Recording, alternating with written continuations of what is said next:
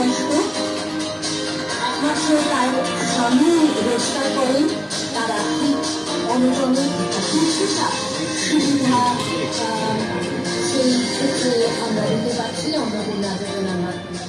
এরপরে সন্ধ্যা বাহাদুর, সন্ধ্যা একাই থাকেন এবং খুবই অনটনের মধ্যে থাকেন, আবারও অন্নপূর্ণা যোজনা তার কাছে আশীর্বাদ হয়ে এলো। এরপরে আমরা দেখে নেব সুমি মান্ডিকে, উপজাতিভুক্ত। সুমি বয়স হচ্ছে 45 বছর। তিনি এই অন্নপূর্ণা যোজনা পাচ্ছেন এবং অবশ্যই তার আর্থিক ক্ষেত্রে এটি সুবিধা নিয়ে আসবে।